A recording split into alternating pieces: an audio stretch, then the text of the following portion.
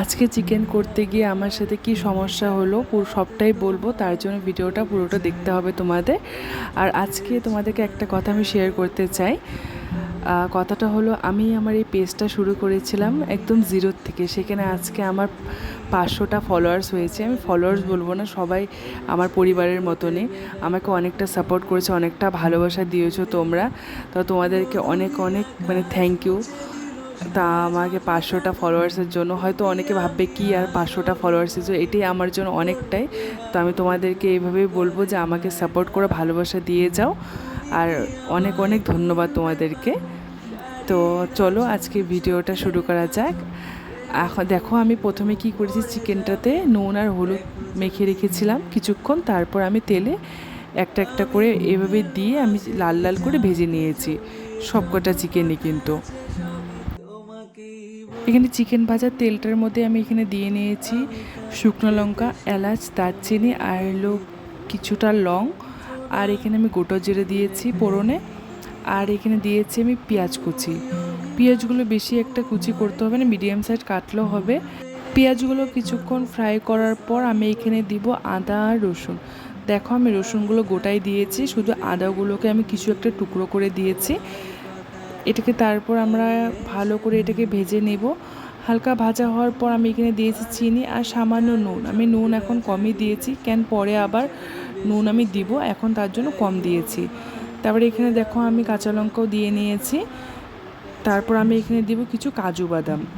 সমস্ত পেঁয়াজগুলোকে ভালো করে ভেজে নিতে হবে যতক্ষণ না পর্যন্ত এটা একটা এমন কালার আসছে। তারপর এগুলোকে নামিয়ে কিছুক্ষণ ঠান্ডা হতে দিতে হবে। আর এই যে তোমাদেরকে বললাম যে আমার একটা সমস্যায় পড়তে হয়েছে, এই যে এই সমস্যাটা, এখানে আমার মিক্সিতে করার কথা ছিল পেস্টটাকে, সেখানে আজকে আমাকে শিলনোড়াই করতে হচ্ছে। কেন আমাদের এখানে কারেন্ট চলে গেছে, বিগত 1 ঘন্টা 1.5 ঘন্টা ওয়েট করার পরও কারেন্ট আসছে না।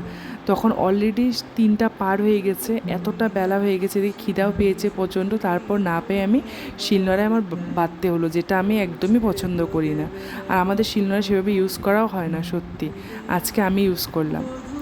তারপরে আমি এখানে কড়াইতে দিয়ে নিয়েছি তেজপাতা, দারচিনি আর অল্প চিনি। তারপর যে মশলাগুলো করেছি সেই মশলাগুলোকে আমি দিয়ে ভালো করে ভাজা ভাজা করে নেব। আর হ্যাঁ, তোমাদেরকে তো বলা হয়নি আমি আজকে কী চিকেন করছি। আজকে করছি আমি শাহি লেমন চিকেন। এই চিকেনটা এটা আজকে আমার মতন আমি করেছি। এটা আমি কোনো ইউটিউব বা কোনো কারো ভিডিও দেখে না, নিজের মতন মনে হলো যে আজকে চিকেনটা অন্যরকমভাবে করা যায়। তার জন্য যেটাই মাথায় আসলো আমি সেইভাবে শাহির অল্প তড়কা দিয়েছি আর লেমনটাকে লাস্টে একটু দিয়েছি। তার জন্য নাম রেখেছি শাহি লেমন চিকেন। আর এই নামটা আমার দিদি আমাকে সাজেস্ট করেছে। তো মশলাগুলো তো ভাজা হয়ে গেছে, তারপরে আমি সামান্য জল দিয়ে আবারও মশলাগুলোকে আর একটু ভালো করে ভেজে নিয়েছি। তারপর আমি এখানে অ্যাড করেছি অল্প হলুদ গুঁড়ো, তারপর দিয়েছি নুন, সামান্য জিরে গুঁড়ো আর ধনিয়ার গুঁড়ো দিয়ে ভালো করে মশলাগুলোকে কষিয়ে আমি ঢাকা দিয়ে দিয়েছিলাম। দেখো মশলার থেকে অনেকটা তেল ছেড়ে গিয়েছে। এখন আমি এখানে অ্যাড করব টক দই। আমি এখানে 2 চামচের মতন টক দই ইউজ করেছি। আর তোমরা যখন টক দইটা ইউজ করবে মানে দই, তখন তোমরা গ্যাসের ফ্লেমটাকে একদম লো রাখবে, নাহলে টক দইটা ফেটে যেতে পারে গ্যাসের ফ্লেমটা হাই থাকলে। তো টক দইটা দিয়ে আমি অনেকক্ষণ কষিয়েছি মশলাটাকে। তখন মশলার থেকে তেলটা ছেড়ে গিয়েছে। আমি এখন অ্যাড করব ভেজে রাখা চিকেনগুলোকে দিয়ে আমি আবারও ভালো করে মশলার সাথে কষিয়ে নেব। চিকেন আর মশলাটাকে ভালো করে কষাতে হবে। আর তারপরে আমি এখানে ঢাকা দিয়ে দিয়েছি। আর এই চিকেনটা করতে বেশি একটা তোমাদের জলের প্রয়োজন হবে না, কিন্তু তোমাদেরকে পুরো চিকেনটাই ঢেকে ঢেকে করতে হবে। আমি 2-3 বার সামান্য করে জল ইউজ করেছি, আমি বেশি একটা জল দিইনি, তোমরাও দেখতে পারবে। এই দেখো আমার কষানো হয়েছে জন্য আমি আবারও অল্প জল দিয়ে নিয়েছি। তারপর আমি আবারও কিছুক্ষণের জন্য ঢেকে দিয়েছিলাম চিকেনগুলোকে। কিন্তু বিশ্বাস করো, চিকেনটা খেতে যে এতটা টেস্ট হবে আমি কোনো দিন ভাবিনি। একটা মন থেকে একটা জিনিস চেয়েছি আজকে করার জন্য, কিন্তু আমি কোনো নাম বা কী নাম দিব আমি কিছুই ভাবিনি।